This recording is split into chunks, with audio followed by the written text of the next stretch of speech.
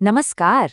चलिए आज बात करते हैं नेपोलियन हिल की क्लासिक किताब थिंक एंड ग्रो रिच के सबसे आखिरी और शायद सबसे जरूरी अध्याय के बारे में।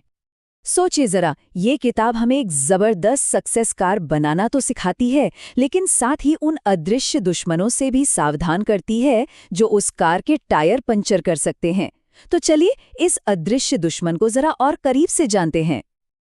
आज हम एक बिल्कुल साफ रास्ते पर चलेंगे।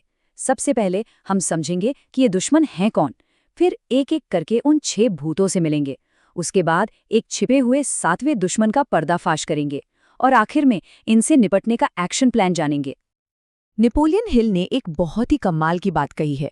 वो कहते हैं कि हमारा दिमाग एक घर जैसा है और अगर हम इसके दरवाजे खिड़कियां यूं ही खुले छोड़ दें तो डर के भूत बिन बुलाए मेहमान बनकर अंदर घुस आते हैं। तो ये डर के भूत हैं क्या असल में? ये कोई असली भूत प्रेत नहीं है। नहीं, ये सिर्फ हमारे मन के नेगेटिव विचार हैं, हमारी बुरी आदतें हैं। हमारा काम है इन्हें पहचानना और अपने दिमागी घर से बाहर निकाल फेंकना। क्योंकि सीधी सी बात है, सफलता और डर एक साथ नहीं रह सकते। तो चलिए अब इन 6 खतरनाक डरों को नाम देते हैं और देखते हैं कि आज की दुनिया में ये हमारी जिंदगी में कैसे दिखते हैं। सबसे पहला भूत है गरीबी का डर। अब ये सिर्फ बिल भरने या नौकरी जाने की चिंता नहीं है। आज के ज़माने में ये डर ऐसा भी दिखता है कि मेरे पास लेटेस्ट फ़ोन क्यों नहीं है, या मैं वो वीडियो गेम का पास क्यों नहीं खरीद पा रहा हूँ। इसका सबसे बड़ा जाल यही है कि इंसान हर वक्त उसी चीज़ के बारे में सोचता है जो उसके पास नहीं है, और इस चक्कर में वो कुछ नया बनाने की कोशिश ही छोड़ देता है। दूसरा भूत है आलोचना का डर, और सच कहूं तो ये शायद हम सब में सबसे आम है। मीटिंग में चुप रहना था कि कोई हमें बेवकूफ़ न समझे, या फिर ऑनलाइन ट्रोल के डर से अपनी कोई ड्राइंग या वीडियो पोस्ट न करना। इसका जाल ये है कि हम अनजान लोगों की राय को अपनी जिंदगी का रिमोट कंट्रोल थमा देते हैं और अपनी असली पहचान को ही खत्म कर देते हैं। तीसरा भूत है खराब सेहत का डर, मतलब बीमारी के बारे में इतना सोचना कि आप सच में बीमार महसूस करने लगें। इसका जाल बहुत चालाक है। हम तबीयत ठीक नहीं लग रही को एक बहाने की तरह इस्तेमाल करने लगते हैं ताकि किसी मुश्किल काम से बच सकें, जैसे किसी मुश्किल टेस्ट के दिन पेट दर्द का बहाना बनाना। अब आता है चौथा भूत, प्यार खोने का डर। ये अक्सर जलन या FOMO यानी फियर ऑफ मिसिंग आउट के रूप में सामने आता है। मजे की बात तो ये है कि इसका जाल उल्टा काम करता है। हम जितना ज्यादा शकी और चिड़चिड़े होते जाते हैं, लोग असल में हमसे उतना ही दूर होने लगते हैं। पांचवां भूत है बुढ़ापे का डर, या बच्चों के लिए कहें तो बड़े होने का डर।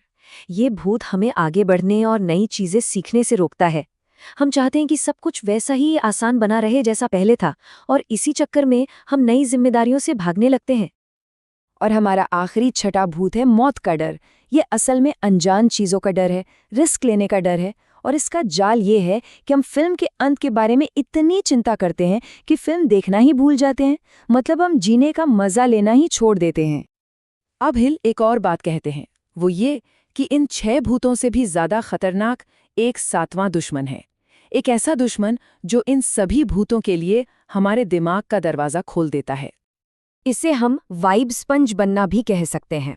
मतलब हम अपने आसपास के लोगों और मीडिया की नेगेटिविटी, उनकी शिकायतों, उनके डरों को एक स्पंज की तरह सोख लेते हैं, और हमें पता भी नहीं चलता कि कब दूसरों का डर हमारा अपना डर बन गया। आज के ज़माने में इसका सबसे बड़ा उदाहरण है डूम स्क्रॉलिंग। आप घंटों तक फ़ोन पर गुस्से वाले या दुखी करने वाले वीडियोस देखते रहते हैं। आपकी अपनी ज़िंदगी में भले ही सब कुछ ठीक हो, लेकिन उन वीडियोस को देखकर आपका मन खराब हो जाता है।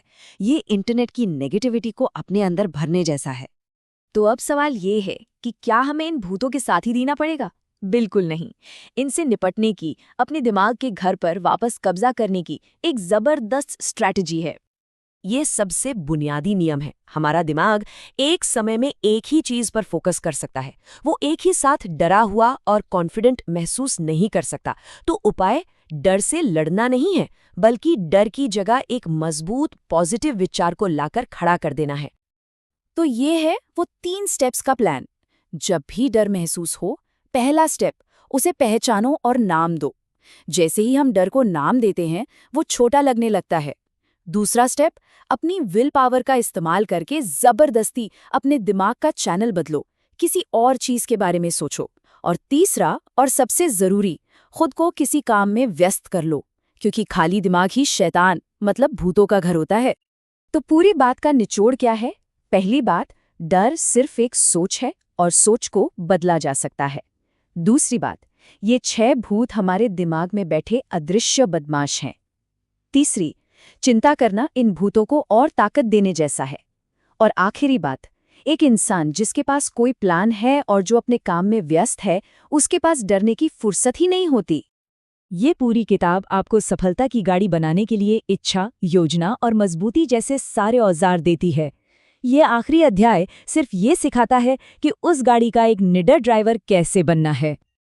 और आखिर में एक सवाल, सोचिए, आपके दिमाग के घर में कौन सा भूत सबसे ज्यादा दस्तक देता है? उसे पहचानना ही उसे बाहर निकालने का पहला और सबसे जरूरी कदम है।